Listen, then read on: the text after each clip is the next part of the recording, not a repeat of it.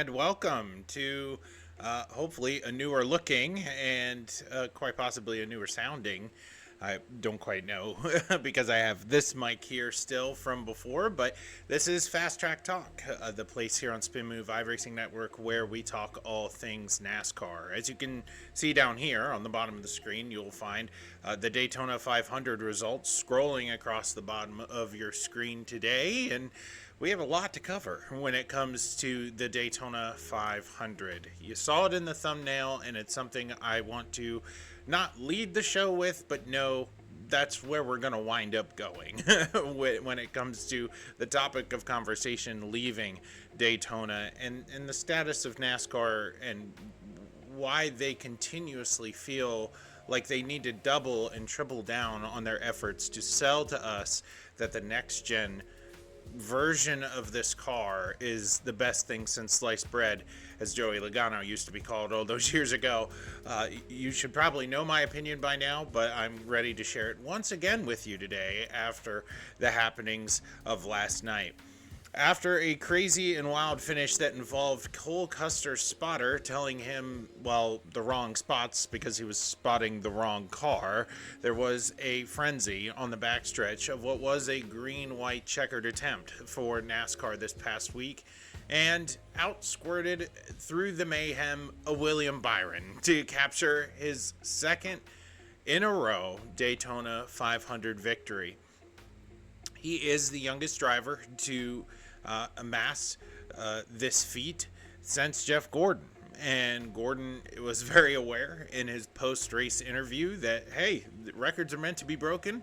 And if they're broken by people that are racing for Hendrick Motorsports, then that's what I want. I want to be able to share and pass the baton to people that are racing in my organization. And it is a cool story to see that William Byron, driving the flamed now new 24 machine, is able to, well, get by all the chaos and calamity that surrounded this event.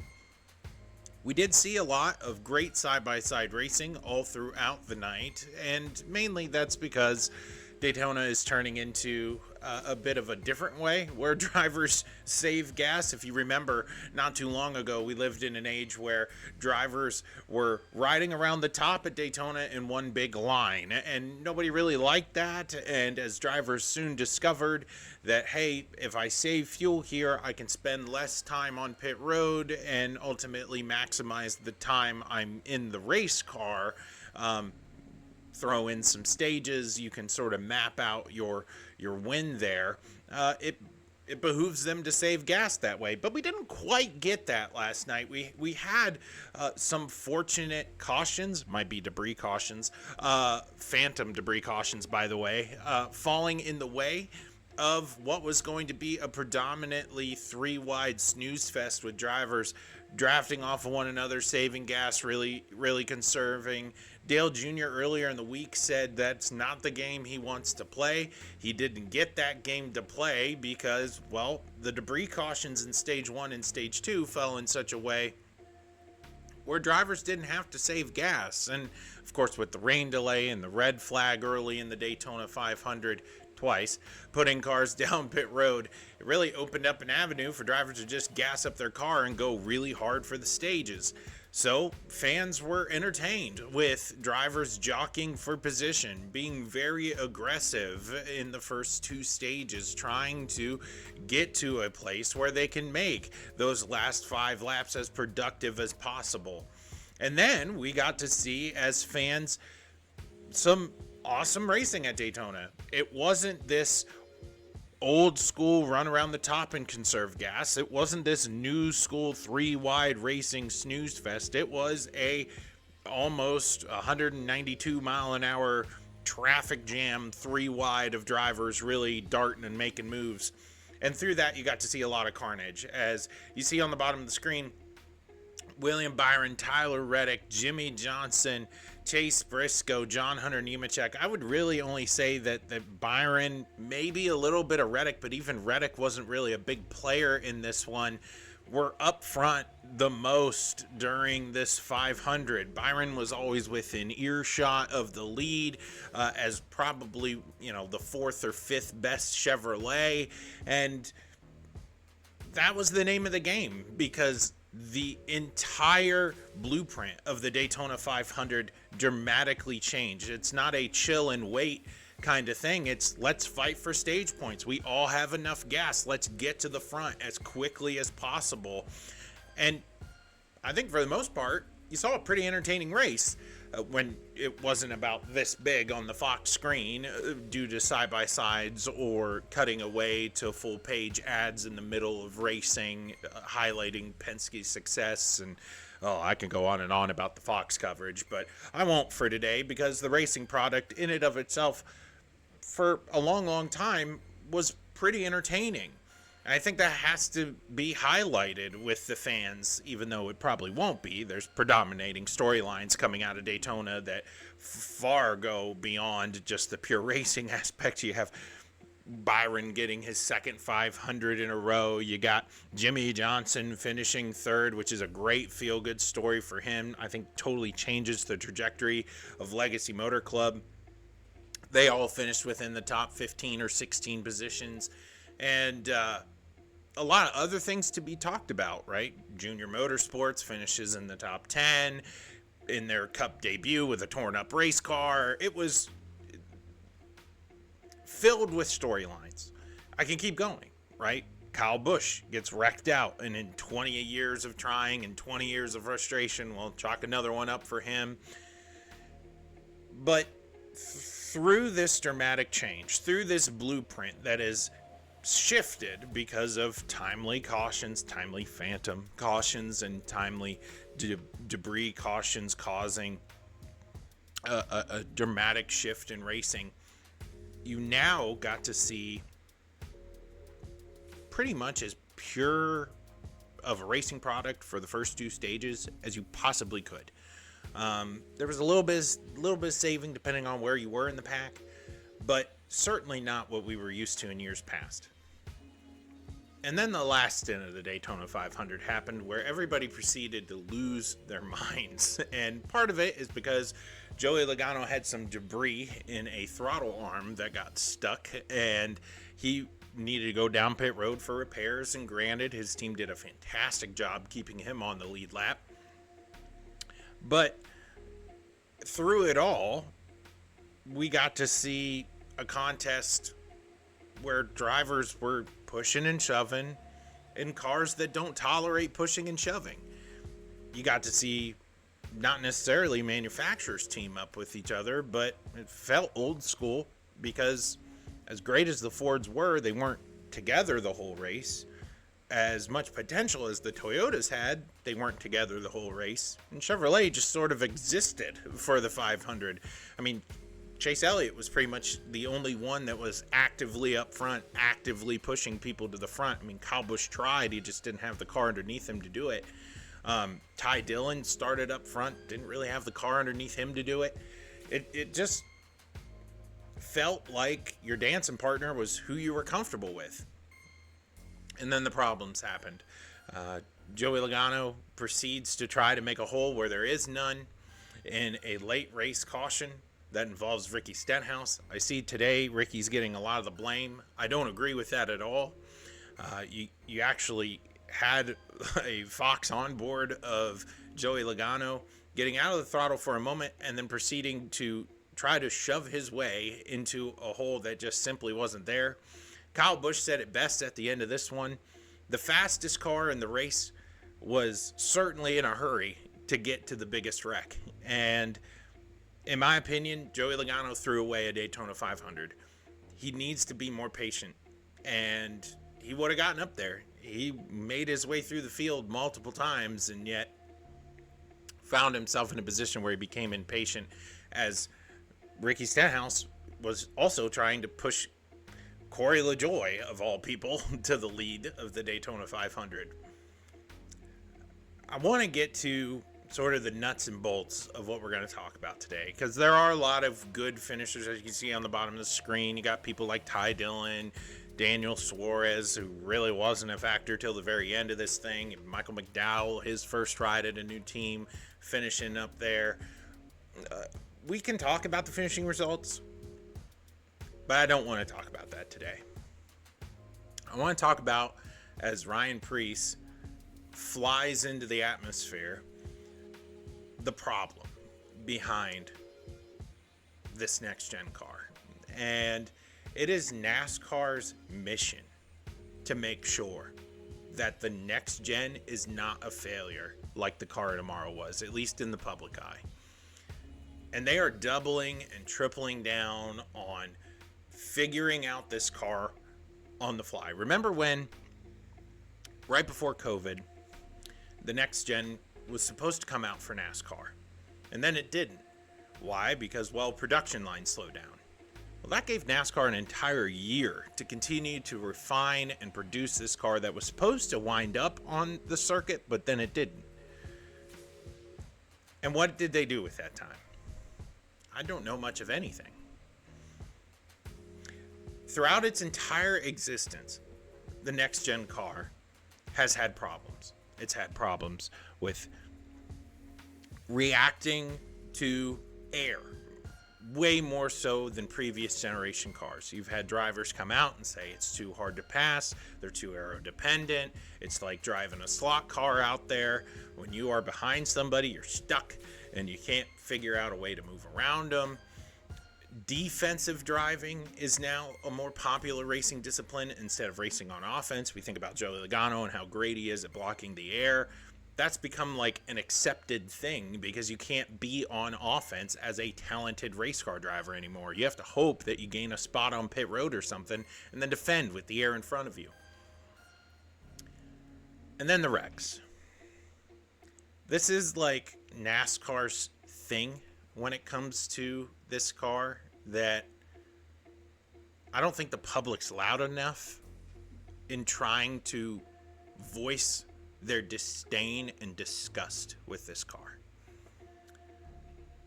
Drivers over and over and over again have said, this car is too stiff. The hits are harder. Kyle Larson came right out and said, it hurts more wrecking in this car than any other car he winds up racing. That's a problem. And through it all, NASCAR's tried to put Band-Aid on Band-Aid on Band-Aid with this issue. They've cut little notches in certain parts of the car so that the car could crumple up on itself instead of just taking a brunt of an impact. Well, okay, that's a good step, but it doesn't fix the core issue. The car itself is still too stiff, and every bump you feel as a driver goes right through your seat. They talked about this after the clash. Ryan Blaney on Door Bumper Clear said, I wouldn't want to be Ty Gibbs this week. I'd be in the hospital. And that was just a little bump off the side of Justin Haley's machine. Any kind of air you get, you feel right through your seat, right up through your spine as soon as you land on the ground because the cars are too hard. What are we doing to fix that? NASCAR knows it's a problem because every time we go to road courses, we hear something new about the turtles or the rumble strips, about how they're less aggressive for these cars. Remember back in the day, you had drivers hopping up over these strips, coming back down, and there's no problem. But this car is too stiff. It goes right to the driver. You have drivers wearing mouthpieces, trying to collect data for NASCAR, trying to tell them if it's going in the right direction. It's not enough. And then the flipping problem. The extra parachutes on the roof flaps. Well, we only found that out when Ryan Preece decided to be an astronaut the first time in this next-gen car. What happened? Oh, well, we paved the grass. Okay, well, how does that stop Ryan Preece from flipping in the 2025 Daytona 500? It doesn't. It doesn't. And it's because the fans for years have said that there's a diffuser on the bottom of this car that, one, attributes to the terrible driving aspect of this race car where you cannot pass. Two, it attributes to the aero problem of this race car where you cannot be on offense, you have to be on defense. And three, if you get airborne, it is a wing underneath the base of the race car. And we all saw it last night. As Ryan Preece wheelies down the backstretch, the wing of the car lifts the car up, keeps it in the air, and until equilibrium tries to happen from left to right, it fails, and he's off. Ryan Preece is angry, and he has every right to be. Because at the end of the day, this next-gen experiment that NASCAR has put out there is an objective safety failure. We haven't killed anybody, great. We didn't in the car tomorrow. We didn't in the Xfinity cars. And they race better. That's the best racing you'll see all weekend. What are you going to do? Wait until something catastrophic happens? Wait until the never seen on video crash of Elliott Sadler as he goes higher than the catch fence actually happens with this race car because you've built it like an airplane? Is that what we're waiting for? As a fan, I'm disgusted at this race car. I was disgusted before this Ryan Preece thing happened, and now this needs to stop. It's a terrible look for NASCAR as they continue to put band-aids on a problem that just needs to be scrapped. Oh, but it'll cost the industry millions. Well, congrats. Welcome to the consequences of your own inactions. You had an entire extra year to work on this car, and you have made it a joke. It does not race well. It does not handle well. The drivers do not like it. And at the end of the day, we are causing injuries, career-ending injuries to drivers that we didn't have years and years ago. The impacts that these drivers have, you know, I watch the NASCAR Hall of Fame. I do every year. And I see drivers that are older, that are making it into the Hall with all their faculties. They can go up there and speak. They're not great public speakers. I mean, they're race car drivers, for goodness sake. But I look at a guy like Ricky Rudd, who took some wicked hits during his career. Do we think that Ricky Rudd suffered a concussion or four in the car? Probably. How many concussions do you think these drivers are taking in the next-gen car every single race? I watched the onboard cams. I saw the bumps that people got from other people just tapping them in the back for a bump draft. Instant head jerk movement. See, where my concern is with the next-gen car is that we are creating spinal injuries and traumatic brain injuries that will not be seen until years down the road. The same problem that the NFL has. Because we are inviting an environment where these kinds of unseen injuries happen, all in the name of, well, we haven't killed anybody yet. Look, I love the Newman bar. I love the safer barrier. I love the extra protective measures we've had in the cockpit over the years to protect the drivers. I want them both. I don't want to go backwards in safety, but clearly this car has made it an issue where we're now unwilling to talk about these traumatic brain injuries that these drivers might be getting, these spinal injuries that these drivers might be getting due to the hard hits, due to the stiff nature of this race car. And I'm angry. This is a Daytona 500. Everybody should be excited and happy. But dang it, It's not going to be Ryan Preece that gets mad about it that NASCAR listens. It has to be the fans. Because the drivers have said for years, this car is too hard. The hits are too difficult. Kurt Busch, Dale Earnhardt Jr. I wouldn't even know if Carl Edwards would want to get into a car and practice for Kyle Larson, because we learned at his Hall of Fame speech the reason why he stepped away from the sport is because he doesn't want traumatic brain injuries on his life, and now he'll be stepping into a generation of car that is causing that every single bump. So what makes you think is going to happen when the car flies up in the air? Another one. Whew. I'm going to get off my soapbox here and talk a little bit about the 500 itself. But the main point of this video is to simply say we have created a bigger problem in this sport that needs to stop. It's not just the cars getting airborne. It's not just how hard the hits are when a driver gets a hit from the back or crashes into a wall or comes down off of a turtle over in Watkins Glen or the Charlotte Roval. It's a conglomeration of all of those things and NASCAR's unwillingness to say, we messed up with this car. We're going to try something different. Moving on into what is now a completed race. I think overall, because of how this racing panned out, due to timely red flags and phantom debris cautions, the fans got a really good show.